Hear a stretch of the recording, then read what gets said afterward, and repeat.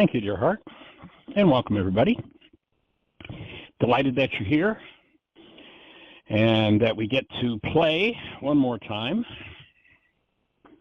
with this gigantic shift of mind from believing that everything our mind tells us is true, believing that the pictures that it generates must be accurate because we see them, and since we see them, they must be out there, to bring correction to that mind and recognize that everything that we see is happening in our brain, literally happening in our brain. There are things that match what goes on in our brain in the world, but what we see, what we hear, is all generated by the brain. One of the reasons that the lesson the Course tells us, I have given this all the meaning that it has for me. And when I'm ready to give up the meanings that I've assigned that are based in insanity, fear, hostility, rage, guilt, grief, then the game changes. And until we change the game, there's going to be pain. You know, there are those who will tell us, there are actually large official philosophies that tell you that life is pain. It's just a lie. It's just not true. Life is the presence of active love. Pain happens when we put something into the space that isn't about love, something that doesn't belong there, when we put an energy in that's off the mark. So the purpose of pain and upset of all kinds is to make your ears grow, to get you to hear what you're doing to yourself. So realizing that short of someone or some punching you in the nose, cancel that thought, no one can hurt you, no one can disturb you, no one can upset you in any way, shape, or form. To actually heal, ultimately what I need to do is own my own ruffled feathers instead of playing the blame game. And I need to let go of the lie that others are the cause of my repeated patterns of disturbance. Sooner or later, I've got to relinquish my membership card to that one world religion of blame of self or others and recognize that I'm responsible for what goes on inside of me. I'm responsible for what I hear. And if I say that what I hear disturbs me, then I'm dissociating from the very root of my disturbance. Unfortunately, 2,000 years ago, this gentleman came along who understood that and showed exactly how to collapse those structures in the mind, perceptions based in pain. So while I'm responsible for what goes on inside of me, you're responsible for what moves inside of you. The habit to change is when something's moving inside of you to talk about what's moving inside of you as though you own it, rather than talking about what's moving inside of you as being all somebody else's fault. To step out of the blame game and into responsibility. And to recognize that the prime source, the prime mover behind all internal energy movement is the mind, conscious or unconscious.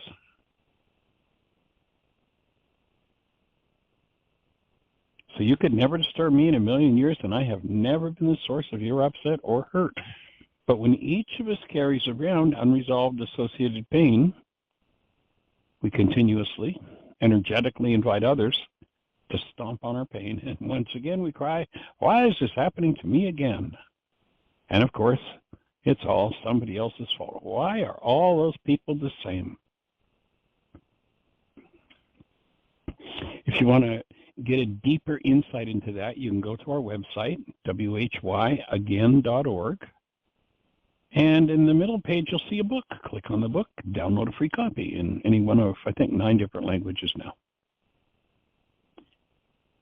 And what that will explain is that our wounds are energetic assaults, oftentimes multi-generational, which we hide from ourselves by blaming others.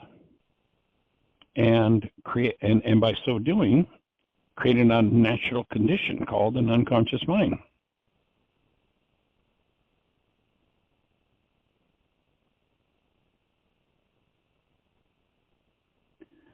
And I love what Carl Jung said. He said, most people will do almost anything to avoid dealing with their own souls, facing their own souls. And of course, that implies that we have to deal with our own internal dynamics. When I recognize that the simple act of hiding pain adds intensity to the very cause of the pain, because pain is just a secondary thing.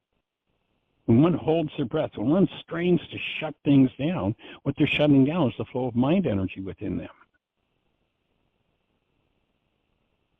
But because the invisible world works through resonance, several things happen. When I shut it down and add energy to it, when I push on it, I add energy to it. And that energy begins the destruction of the tissue in which that trauma energy is stored. It draws anyone with the matching bag of garbage, the matching energy, toward me if I hold that hidden in me. Another brilliant insight by Carl Jung. He says, until the unconscious becomes conscious, it will direct our lives and we will call it fate. So through resonance, whatever we hold on to has to play out in the world.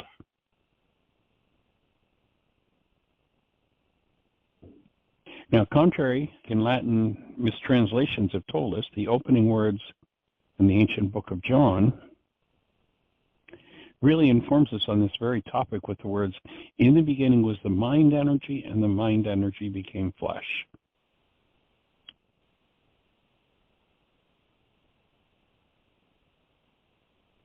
Cell biologist Bruce Lipton, in his research, acquaints us with the fact that when we think a thought, that thought literally appears in what we call the body as a molecule. It's called a neuropeptide. When the neuropeptide lands on a cell, the cell replicates that molecule inside of itself as chemistry. Truly, mind energy becoming flesh. And emotions are the warning signal that tell us the quality and the impact of each thought active in us. When in pain, we're being warned that we are engaging in disordered thinking, and contrary to the brainwash of the world, no one else is cause. No one else can make anything move within us that is not already there. And each energy that causes pain results in damage of the self.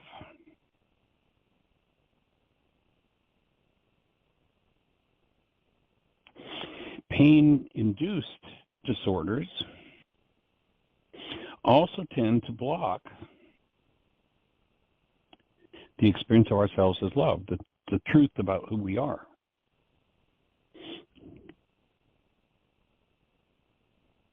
People say, why don't you love me? Why won't you love me? And the truth is that love is not a verb. It's not something we can get from anybody else. It's not something we can give to anyone else. We can extend ourselves to others, but in truth, that's functioning as love. It's not loving them. Just hold a newborn child, tap into the energy of the newborn, and ask yourself the question. This love that I'm experiencing as the newborn, is the newborn loving me, or is the newborn love?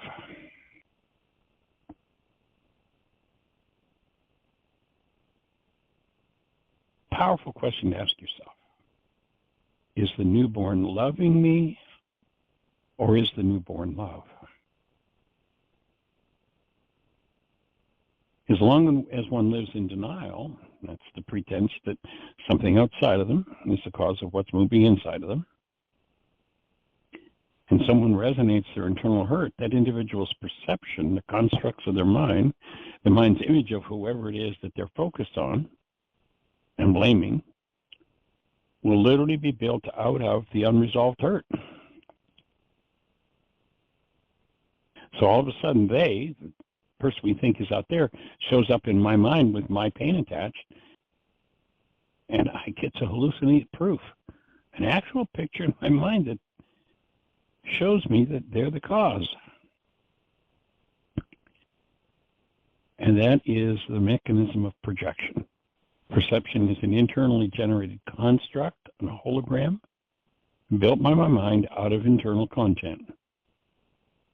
When due to my own denial, my internal dynamics are massaged to look like they exist and are caused by something or someone outside of me. And I get to live in a fantasy world where I become the victim of my own unconscious dynamics and blame everybody else. This sleight of hand, or actually sleight of mind, is the act of externalizing what has been projected.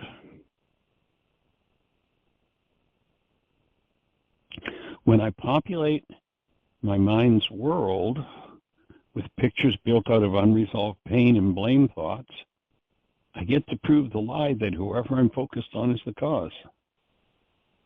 And this is an almost universal lie of the mind of men. And this is the sole reason humans live as victims and live in the desert of creating the same results over and over again.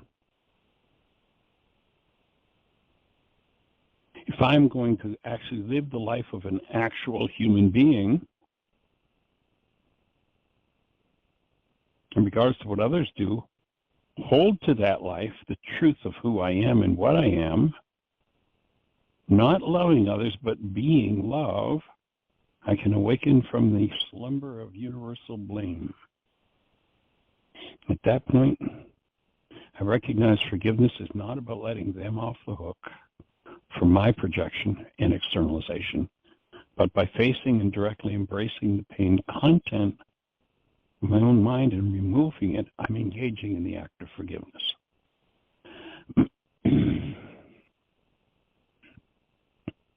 When I take the time to shift my mind and gain an understanding of the technology with which to collapse my false projection on others, I get then to drop into the real cause of my hurt and heal the unresolved pain once hidden by my denial and served up from my own unconscious mind. You'll notice, and this is one of my favorites, I've been through it 87 different times with 42 different people, you're the only one that was there every time. The miracle of healing becomes apparent when one surfaces the deeply hidden dynamics from within and changes the patterns of energy that produce that "why is this happening to me again" experience. Now, this is the moment that, as one acquires the skill, which we're speaking of, that's the moment when others seem to change. And both my body and mind heal. Others change because I build my brain's image of them out of different data than my own unresolved pain. So we build pictures of bodies out of data that's moving in me. When I collapse into and forgive unresolved pain, that pain is no longer there to build my brain's image of anyone. And all of a sudden, people stop hurting me.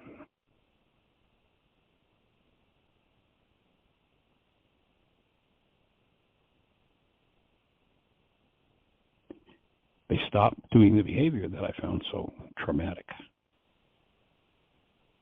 It's a great quote from Bruce Lipton, cell biologist. He says, "The moment you change your perception is the moment you rewrite the chemistry of your mind, body." He actually talks about just the body, but it's really, you're rewriting the mind, the body, and the nervous system.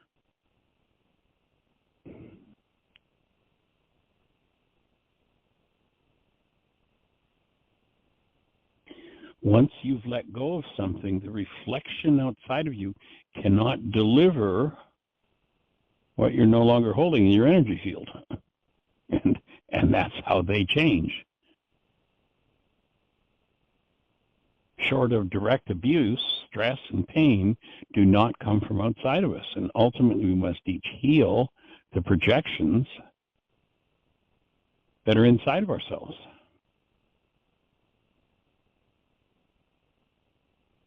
Those projections make it look like the pain's coming from the external world.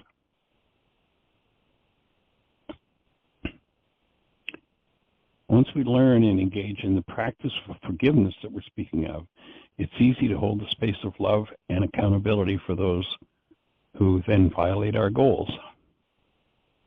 Once again, perception is a product of the mind. We see nothing with our eyes. We see with our brains. There's no life in the holograms produced by the mind. And if we believe that there is, then we've been suckered. There's a short, about 30-minute, awesome video on our YouTube channel. I invite you to go to whyagain.org and click the YouTube channel, or go to YouTube directly and just type in Michael Rice and you'll find that channel. And look down the list, and there's a list, about a 30-minute lesson called What is the World? It just succinctly puts that all together.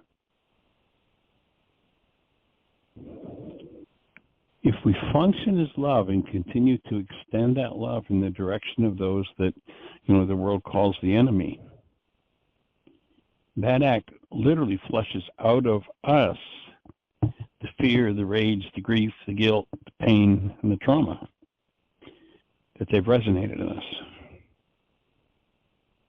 And that's basically how healing occurs, real healing. And each time, for me, you engage in that, you create a new space for the indwelling of love in your own temple. It's an interesting process, and one that is doable. And you have to be patient with yourself, because it's something that doesn't happen overnight. And each new level of vitality that you heal means you'll be able to access a new depth of what it is that needs to be healed.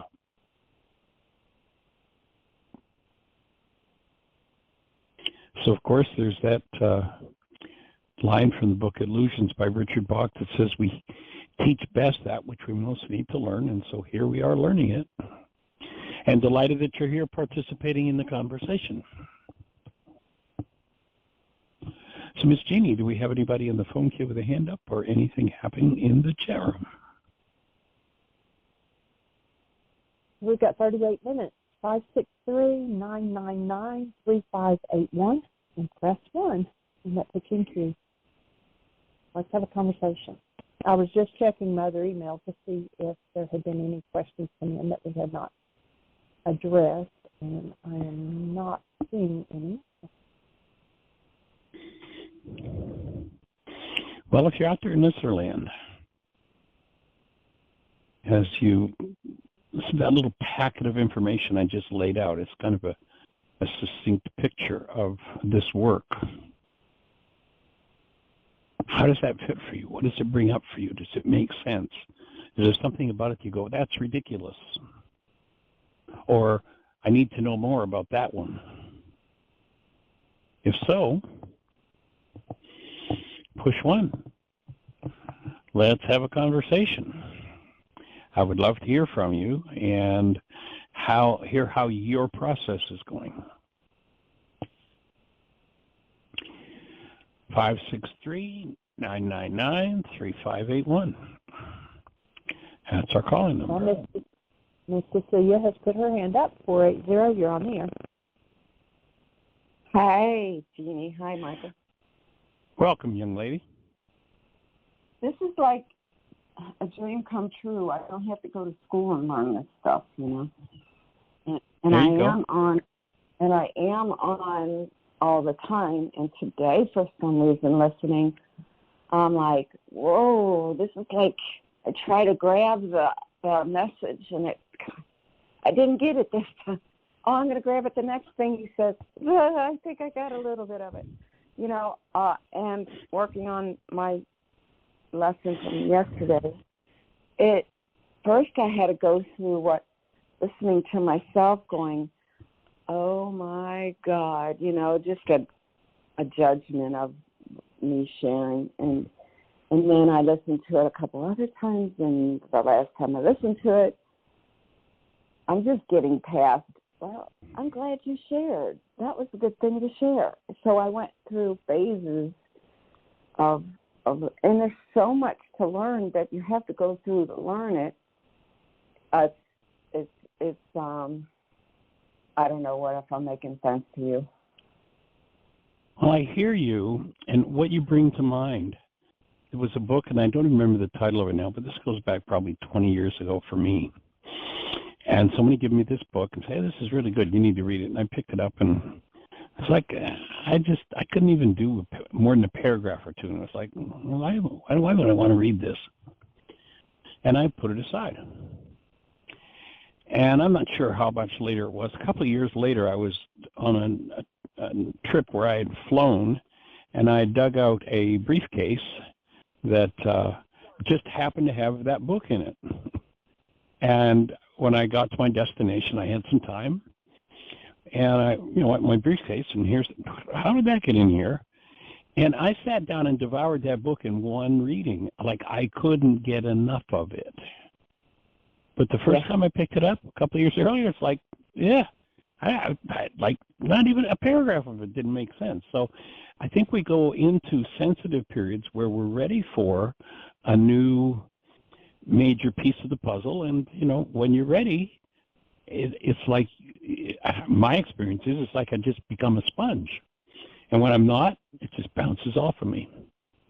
Yeah. So it just sounds like you've been doing this inner process, and you're ready for the next level. So that's pretty awesome.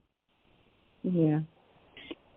When I was 16 years old, and I just got my driver's license, and I drove somewhere, I was always upset at 16. Okay, millions of worksheets. Okay, so, but I had this thought come to me, and it said, "You've been brainwashed." I'm 16. I'm like not a worldly 16-year-old in any way, shape, or form. I don't hang out with people. I'm just like a loner, and I'm like, what the heck did that mean?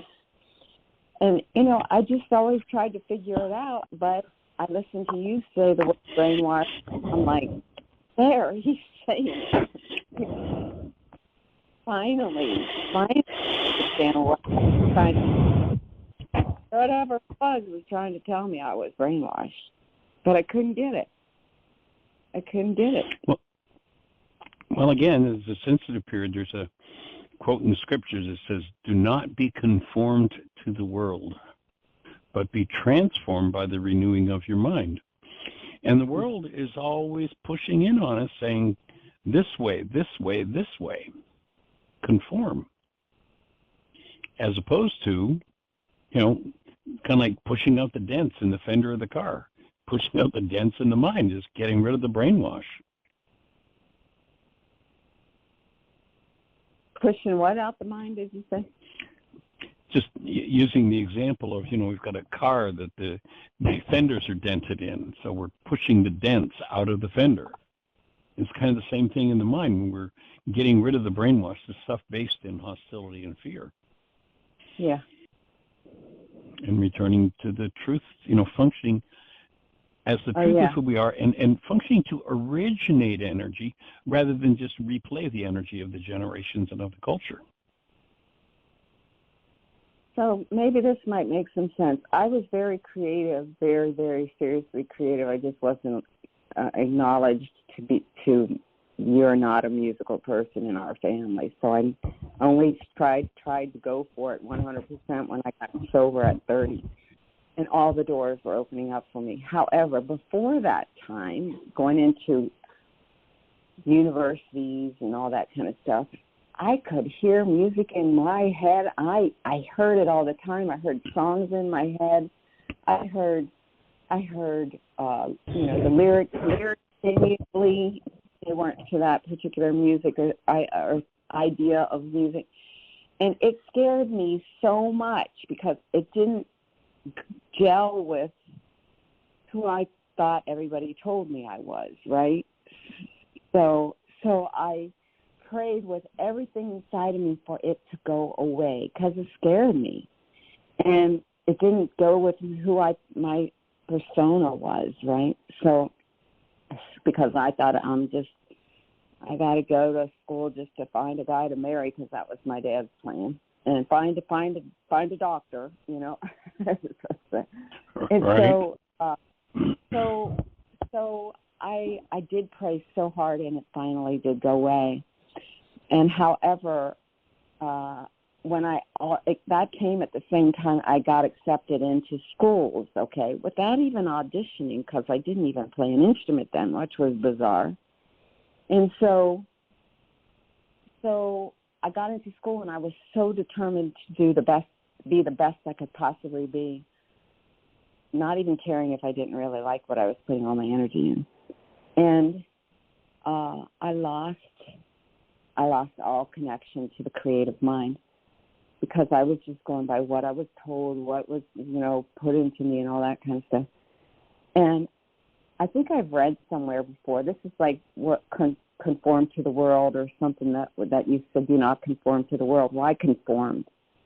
And I did it because I thought if I can learn musical skills, I can get into the part of my mind that is creating these cool, beautiful songs, and I'll know how to play them. I'll know the chords. I'll know this. That backfired on me, or I backfired, or I had something in my mind. I have to take 100% responsibility here. But I've been wanting it to come back lately, and there are a few things that I've heard you say in the last couple of days that I feel like I can do it. Is that I had a goal. I had a goal for it to go away. That was a serious, strong goal, and out of fear. Now I can cancel that goal to have that goal, and ask my mind, like, have my goal for today be to, get creative and hear the music part, different parts of, like, pieces of the puzzle of a song, and being that I never canceled that. I've been wanting it to come back, but it hasn't, and I haven't gone to sleep before I go to sleep going what you say, which is, cancel. If you did not achieve the goal, then cancel it, because you can't have it while you sleep, right? You can only have the goal for a day. Or am I making any sense at all? Well, what that is when goals create stress. So when you cancel all goals before you sleep, you go to sleep stress-free. And the only goal, usually I put two goals together for me, and one is for deep, restful, regenerative sleep, and the other is for guidance on anything I need guidance on. If I've framed the goals that I'm going to achieve tomorrow, and I'm asking for guidance. But one of the things you might do is ask that power within you, what do I need to do to get that back? I shut it down, so what do I need to do to get it back? And put some appreciation in it. Is that a goal that I'm setting now when I say that? Are you meaning that would be reasonable? Okay. And then have that plan that the night before. Then if I get guidance during my sleep, that's fine. And if not, in the following day, set it as a goal for that day for my mind to direct me to inspiration. Sure.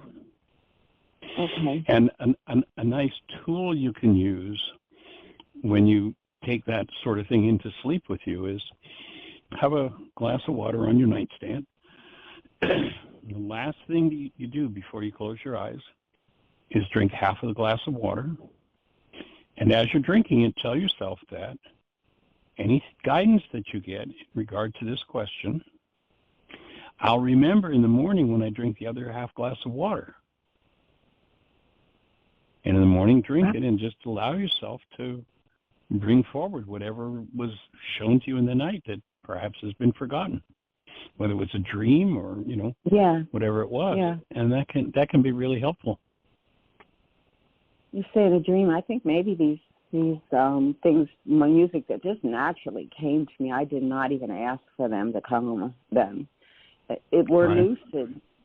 I mean, you used the word lucid dream. Maybe they were lucid dreams when I'm awake. I don't know anyway.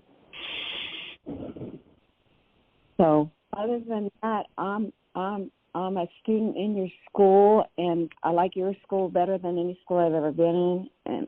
And rock and roll. Sitting in the front row of the class. And go for it. Well, you sound like you're ready to take. You sound like you're ready to take everything to the next level, and that's awesome. So we're here to support you. Oh, I also want to tell you, even though I heard somebody yesterday before I shared saying that there was some trouble with a blog or something that she only heard 10 minutes of it or something. That was yesterday. Right. Okay. I tried to go. I did go on your website. Why is this happening to me again? To get to and where it just has the microphone and everything, and it has the number. I normally click on that, and something comes up and said no longer able to dial in this. I don't know how it said it from this device or something. Not my phone, but I guess it meant that I. And then I tried below that initial Mind Shifters icon with the number on it. I went down to where it says call and listen or whatever. And I tried it there, and the same pop-up came saying the same thing. Cecilia, the list of archives doesn't always show up on phones. I guess it depends on the size of your phone as well. But if you do it on a tablet or a computer, then over on the right side you'll see the whole list of archives for 11 years. Well, I need to know that too. So, but as far as trying to dial in, I normally don't have to manually dial in at all. But today, for some reason, I don't know, maybe it's me, obviously. But you might want to just check when you can click on the number on your website. You can just put your finger on it and it dials it in. It dials. Am I correct? Does it dial you in? I don't ever remember dialing manually. I don't think so. You don't think what so? What you don't? I don't think you can just click on it and it dials you in. Unless your phone, if you highlight the number itself, it says call in live and it has the number. Sometimes on your phone you can click on that and it will ask you, do you want to call it? But there's not a live link in the website that dials it. But your phone probably does it. Okay. I didn't know if you wanted to just look at that or not, because, it would be frustrating for somebody else who doesn't know what the heck. I don't know. And if it's just me, it's just me. But I would love to have more people come into the show and learn and whatever they need, and not have to have that as some kind of issue. If it's not an issue, it's not an issue. Then. I mean, because maybe who knows where my head's at. Yeah, in the show yesterday when Celinda called, she did leave me a message that she did go to the archives and the whole show was there. So there was something going on with Blog Talk that was kicking her out, I guess. And technology. Okay. Yes, of course. So, go ahead. I was just going to say, we feel blessed by this technology that, and it's a reasonable cost, and that we can be talking to you and somebody in Russia and somebody in Yugoslavia and somebody in South America is listening to the show all at the same time. And then, 10 minutes after it's over, anybody can go to the link in the archives and listen to it again. I mean, it's just amazing technology. Yeah, so. Yeah, it is. Anyway, all right. Well, I'm going to head out here and do my chores, and so I will. All right. Have a blessed one. Stay in touch. Thanks, everybody. All right, Bye. blessings. Take care. All right. Bye-bye. right, Miss Jeannie, do we have anything happening in the chat room? Anybody else with a hand up in the phone queue? No, it is quiet. So 563-999-3581 and press 1. As Jeannie says, that puts you in queue to talk to us. So let's talk about it. How can we support you? What's on your mind? I'm pretty much complete with what I had to say with the opening, creating that sort of synopsis of the work that I hope is helpful to folks.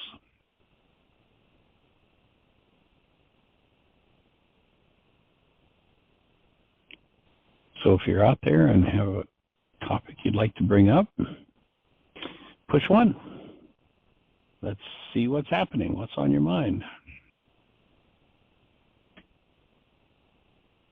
And if nobody has a conversation, I'm kind of complete with what I'd planned to say. So if nobody has a thought for us or a question, Jeannie, maybe we'll call the show today and get on with our chores.